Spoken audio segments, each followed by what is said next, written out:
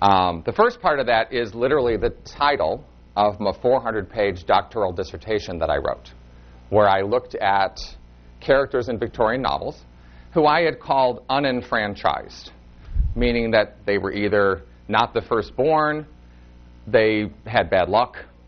For some reason, they just were not in a position of power. But by the end of the stories, they ended up being the guys who everybody was looking at. They were the guys who had done great things, despite everybody kind of expecting a little bit less. It wasn't assumed they would do great things, but they did great things anyway. That's what I set out to write about. And I started writing that in 1999, and I finally finished writing about that specific topic for that occasion in 2006. So it's a long time. But I find myself that I'm not really finished writing about that topic even today. I rewrote part of it yesterday, which I'll talk with you about at the end. Because what I really ended up, the heart of the book, ended up being about me. I didn't try to do that, but somehow I did that anyway. So this past summer, I was studying in Hawaii. I was studying Japanese, and my homework for that night was to write a haiku. You guys know what a haiku is, right? 17 syllables. 575. That sounds like an easy task, right? 17 syllables. It's not 400 pages. So I've done one extreme and the other. But I was having a really hard time writing the haiku. Maybe it's because I was sitting on a beach at Waimea Bay, which I have to tell you is not ugly to look at. Maybe it's because I did my homework while drinking what we affectionately called beach brew, which is like lemonade, but then you add the beer and then you add the vodka. And you put it in a red Solo cup, right? Because we're on a beach, no glass. Maybe it's because I had spent hours going through my Japanese flashcards. I didn't want to embarrass myself. I had to be the person to introduce the class to the Japanese Consul General. And I was panicking because I had to speak to him in Japanese, even though he's fluent in English. I'm not fluent in Japanese. I know you're shocked, but I'm not. But I was really sitting there kind of lost in thought. And I was thinking about this haiku. I was thinking about what it means to try to get to the heart of things, because that's really what a haiku forces you to do, is to really get at the essence of it, the heart of it. And I was thinking about my students, because I was teaching an online class while I was there.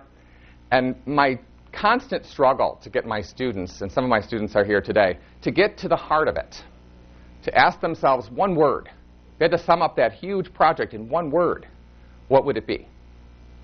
And I was also thinking about my dissertation, because I just, for some reason, I cannot wipe that experience out of my mind. So it pops up every now and again. And I was thinking about really what the heart of that was. And it's always, for me, been a search. I've always been searching for what the heart of it is. What does it really mean? And today, that's what I want to talk with you about, is really the heart of my writing process, the heart of that search, and where that continuous search has taken me, and continues to take me. As I said, I rewrote part of it yesterday morning, so it's not really that old. Anytime I talk about this process, I always come back to the lottery conversation. People who know me well know my lottery moment. So I came home from work, didn't really care for my job and business. My bosses were my parents, so that's awkward when you don't want to work there anymore. That's a very strange resignation letter to write. And then still get together for Thanksgiving, right? So I walked in the door, and my wife said to me, if we won the lottery. Darn that word, if. Otherwise, she would have said, we won the lottery, and I'd still hopefully be here, but I'd have on a nicer suit. So she said, if we won the lottery, what would you do? What would you do with the rest of your life if we won the lottery? Wow. That's a big question, wouldn't you say?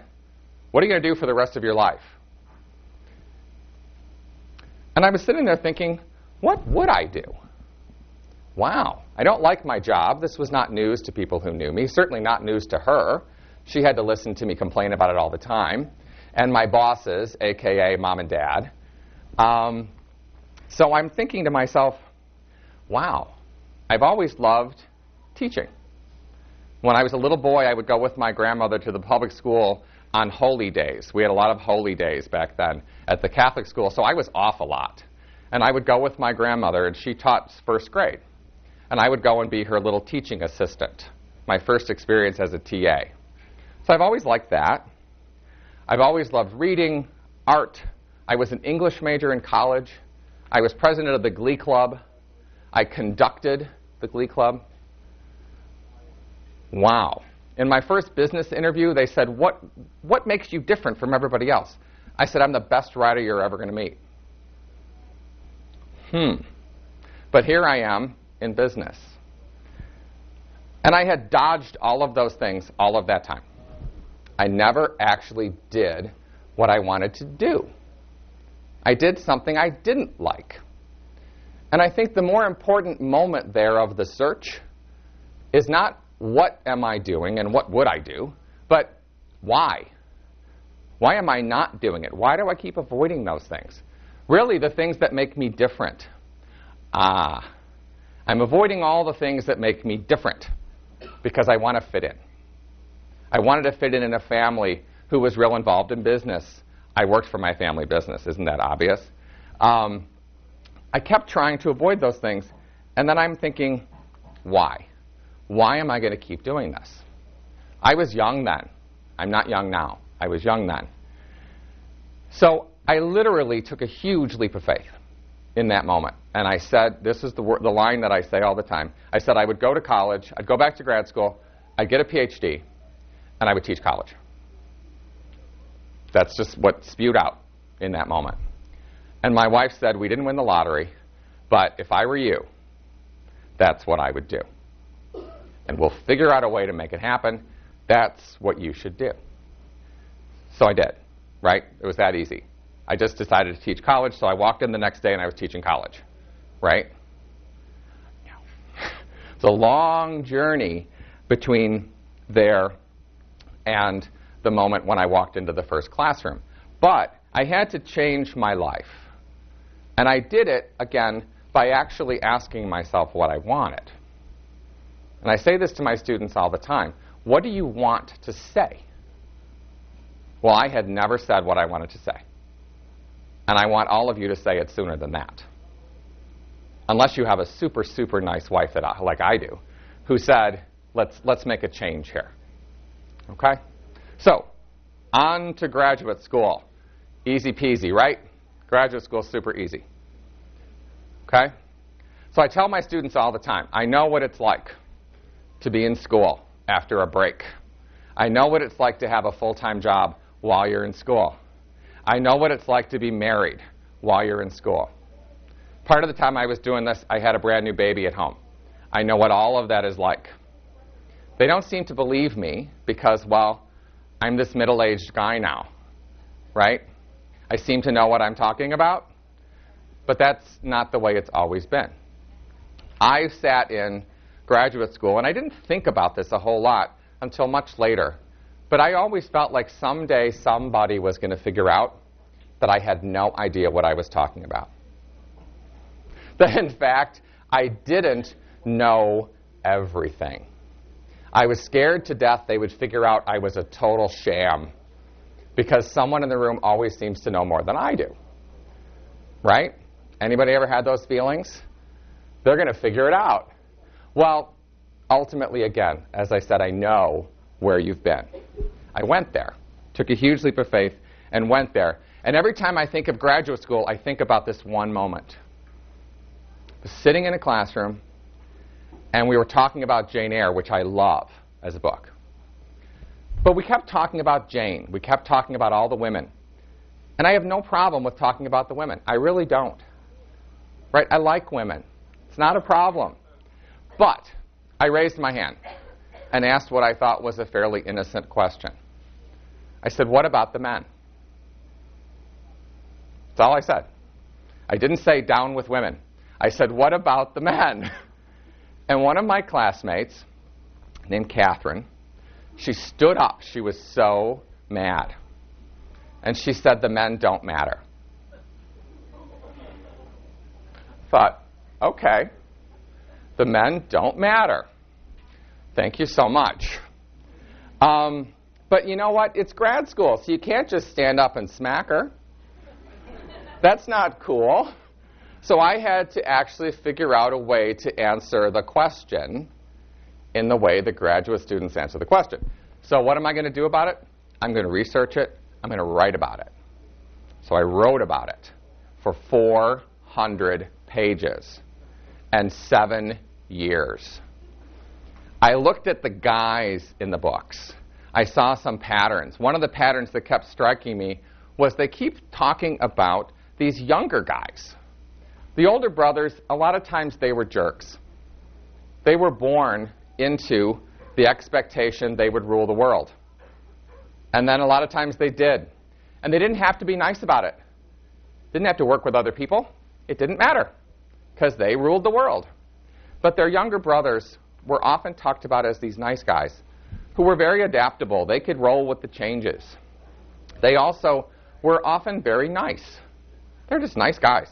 They had good hearts. They were good fathers. They understood what everybody else was going through. They went through it themselves. They were born with everyone assuming that they wouldn't amount to greatness. So if they did, it was because they decided to do it. And they worked very hard at it.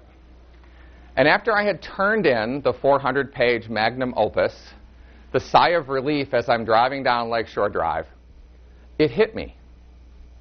Oh my God. I just wrote a 400-page book about myself.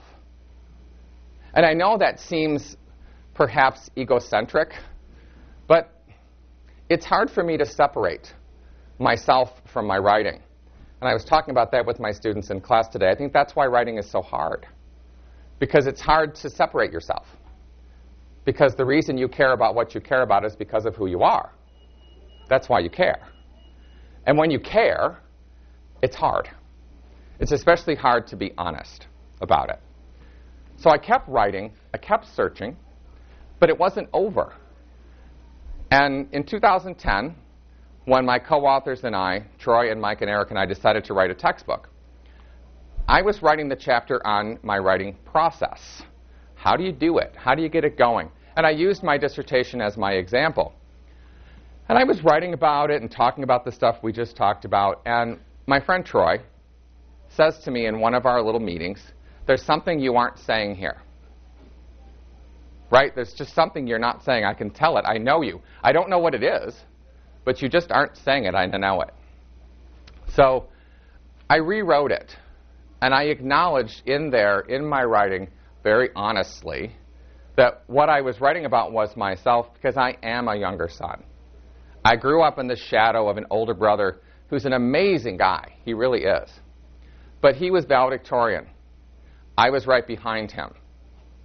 We look a lot alike. People called me Bob my whole life.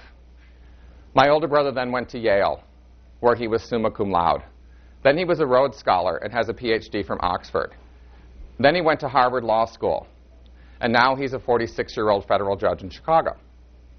Well, that's a damn big tree. And big trees cast really long, wide shadows. So what I was really writing about was me. And I, in fact, was different from everybody else in my family, like the younger sons were. You know, I'm not the youngest, I'm not the oldest, I'm not the girl. I'm in the middle. One year, my 17th birthday, I went to bed, yelled out to my whole family, happy birthday to me. And I went to bed. Because, well, you know, again, I'm not the oldest, I'm not the youngest who's a football star, and I'm not the girl. So, they forgot. I'm so close to being over that. I'm just about there. I hope by the time I turn 50 that I will be over that. But the bottom line with what I'm doing, and every time I've gone back and thought about and reflected and searched and dug deeper, is I keep going for the heart of it. And the heart of it is, again, I wrote me. And I think we all do that in our very best writing. We write us. We write ourselves. And when you do that, when I do that, people respond because it's real. It's true.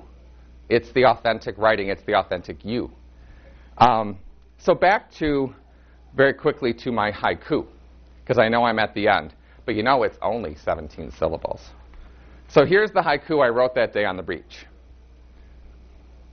I dreamed of freedom from shadows, doubts, fear, but now I thrive in cool shade. But I don't know if I was being wholly honest then either. So I rewrote it again yesterday. So this process just keeps going and going. So here's what I wrote yesterday. From sunless shadows, which I spelled S-O-N, I feared never shining bright. I glow in cool shade. And honestly, the difference between shadows and shade is huge. Thank you.